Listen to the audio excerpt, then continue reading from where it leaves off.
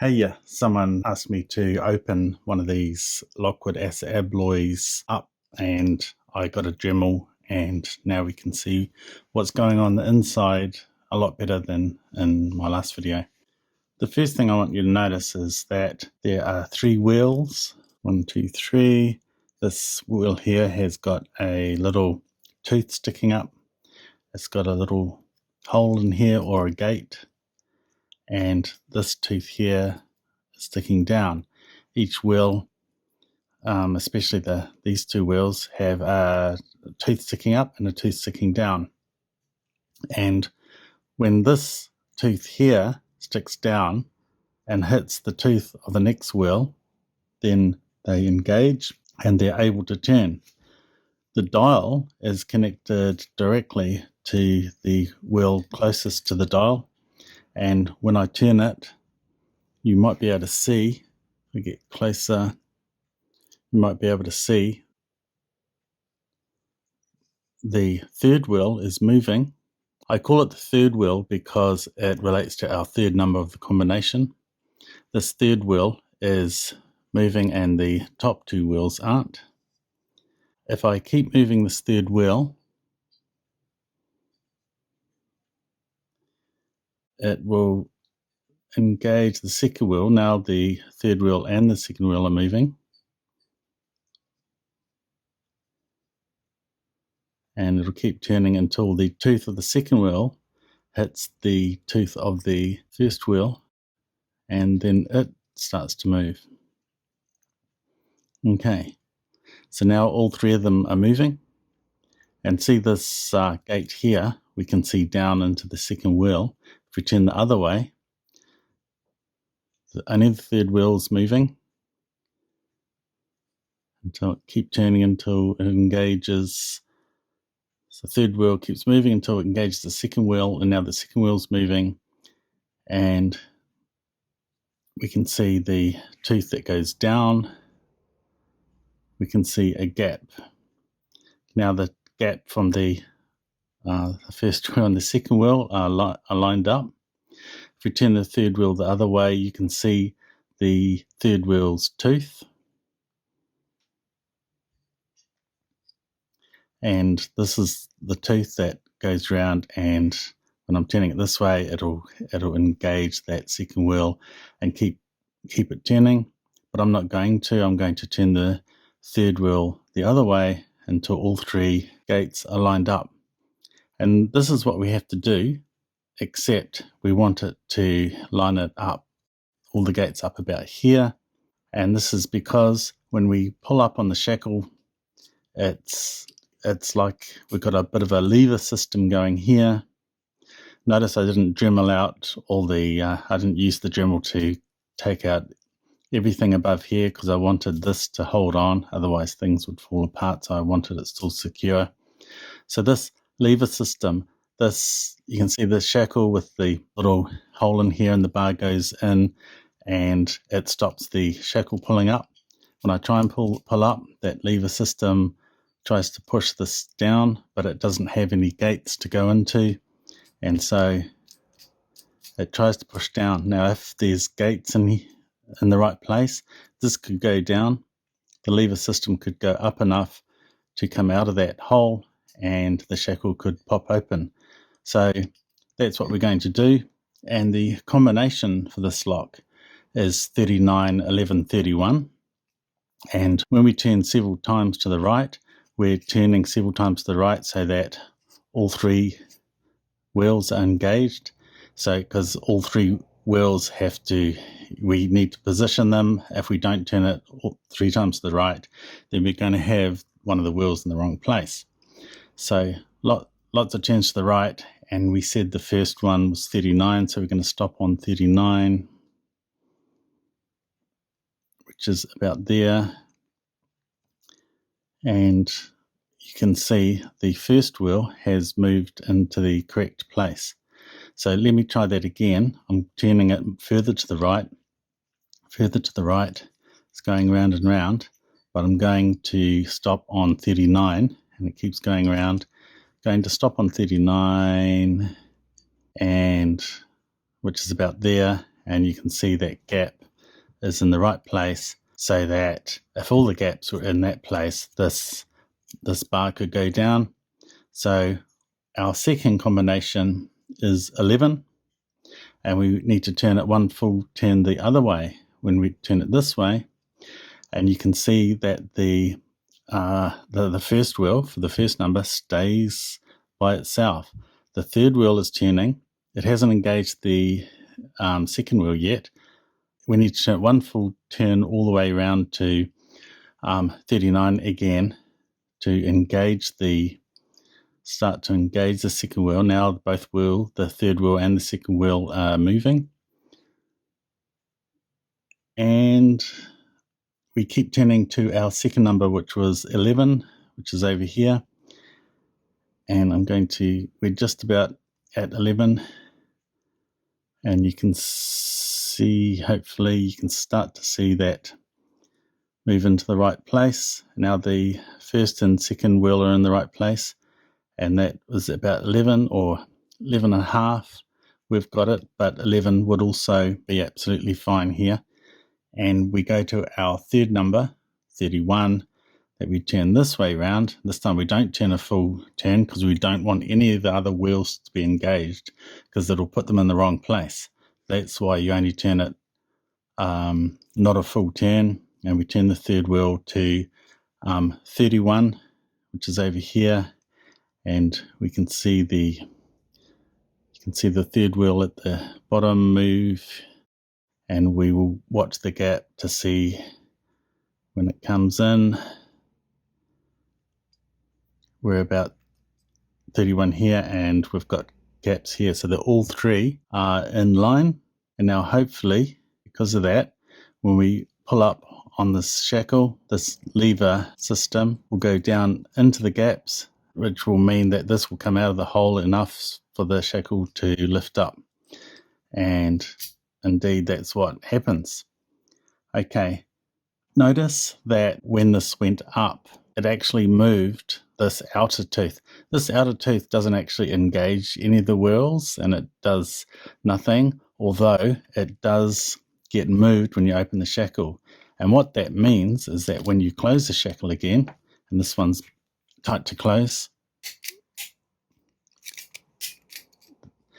then it means that you can't open the shackle again because the gate is in the wrong place.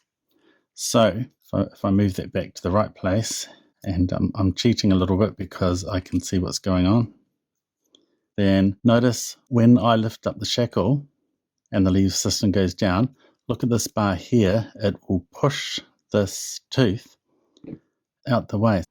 So again, we're going to watch this bar push that tooth out of the way when the lock opens. See how it pushed it out of the way? So the lock opens and we're happy, and when it closes again, this is really hard to close, probably because I might have changed something when I used the dremel to open it up, but you can see that you can't open it anymore because the wheels are in the wrong place, specifically the first wheel, and turning the dial won't actually engage the first wheel. It'll turn the third wheel, and the more you turn the dial, the more it'll put the gates out of position unless you dial in the right combination.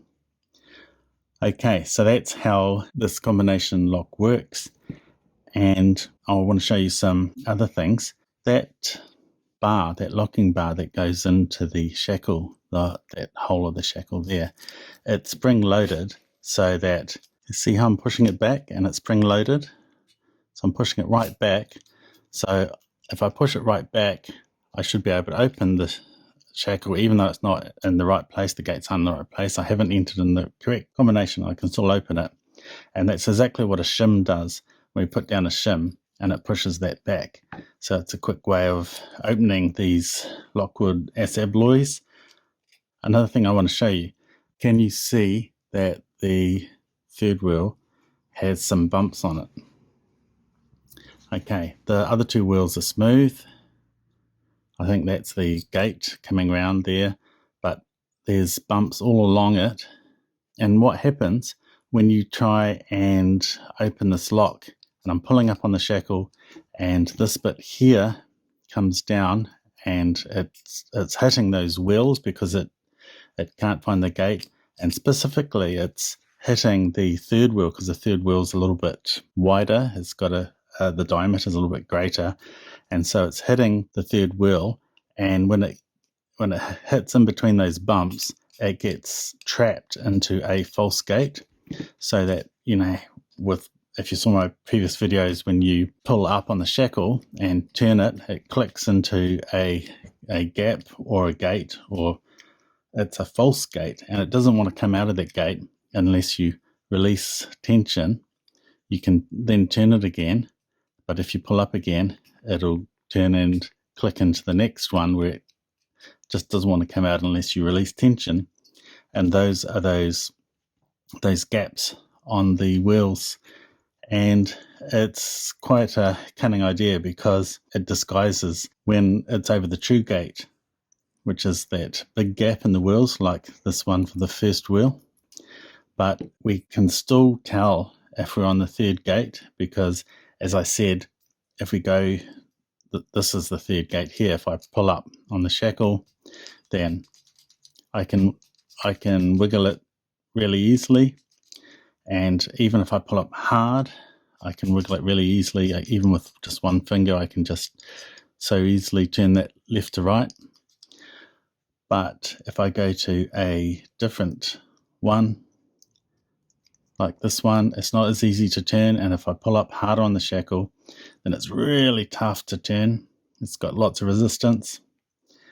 With some locks, you look at how much it can turn, but with this, it seems to turn as much as the rest of them, but it's the resistance that you look at. And that trick of finding the third number works on not just Lockwoods, but other types of locks as well, where we find the third number by looking for the only spot around the dial where it's really easy to turn left and right with no resistance, even though we're pulling up hard on the shackle. So that is how we find the third number. I want to show you something else.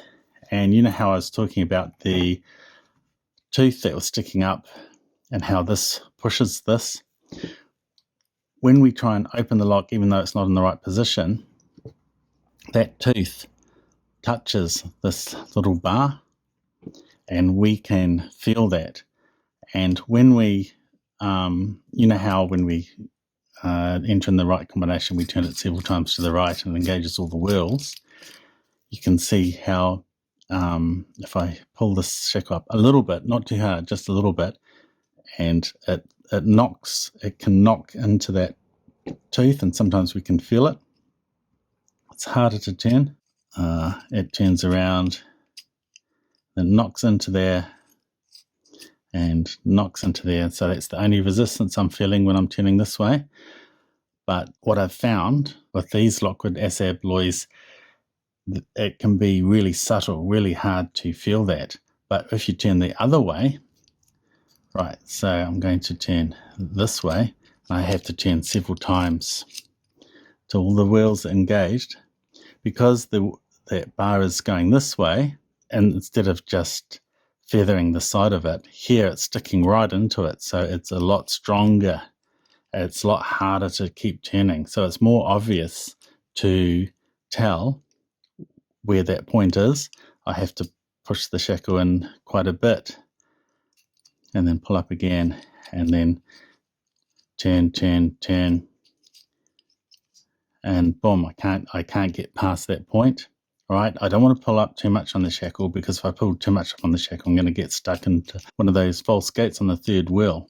So I pull it up enough, not too much so I'm stuck in the false gates, but enough to sense where that tooth is, which is here. So because it can't turn anymore, then what I can do, I can read that number 24 and I can add 15 to it. If I add 15 onto 24, I get 39, and 39 is our first number. So this is a reliable way to find the first number of these Lockwood ASSA ABLOYs, dial combination locks. So I can reliably find the first number and the third number. So it means I can, without having to shim it open and have a look inside or anything or do any other tricks, I can find the first and third number, and it means I can open these really quickly by trying every second number, which I can show in the next video. Okay, so just to summarize, when I'm wanting to find the first number, I don't turn this way, I turn this way, and I turn it, and remember, just turning this way isn't enough because this wheel isn't engaged. I have to turn it and turn it and turn it several times left, which is the opposite way of what we usually turn to decode. So I'm turning this left or counterclockwise, left, left, left, until all the wheels engage, and then I'm lifting up on the shackle, turn just enough, and I'm turning until I get a stuck point, which is there, and I can push the shackle in, turn it and lift it up a little bit more, test again, get stuck in the same place. Okay. Notice too that if I'm not sure if that is the stuck point, if I do turn it, get it past that by just releasing a little bit on the tension and tensioning up again, if I go past 25 again, I feel nothing because that tooth is already past that point, and when I turn this dial the other way, it's only the third wheel moving, it's not turning the first wheel, and so I feel nothing. Okay, so that's interesting. And just remember that with the teeth, okay, I've got the gap here. If I turn it and turn it so that you can see the second wheel, there was the inside teeth, then we've got a gap, and in this particular wheel, it's sticking up here. The third wheel is engaging by pushing that teeth when I'm turning it this way. If I turn the third wheel the other way, the second wheel will stay by itself because the tooth is not pushing, the third wheel tooth isn't pushing the second wheel anymore. But if I turn it this way, then it will keep on pushing. The tooth will come around until it's engaged and it'll push it around like this. And then it'll engage the third one. Okay, let's put that back.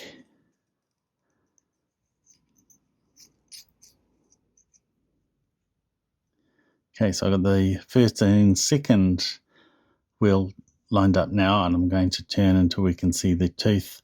There it is there. That's the tooth of the third wheel. It was pushing the second wheel, and I've turned it back so you can see the tooth of the third wheel now. Okay, so that's that. When that one that's sticking up engages the second wheel tooth, which is sticking down, and then it will come along and push it around. And this is exactly what it's doing here. And when that tooth, the second wheel, you just saw, when it goes round, and it will have to be turned all the way round to this one. You can see this one is pointing down. Have to turn all the way round to over here before the first wheel gets engaged.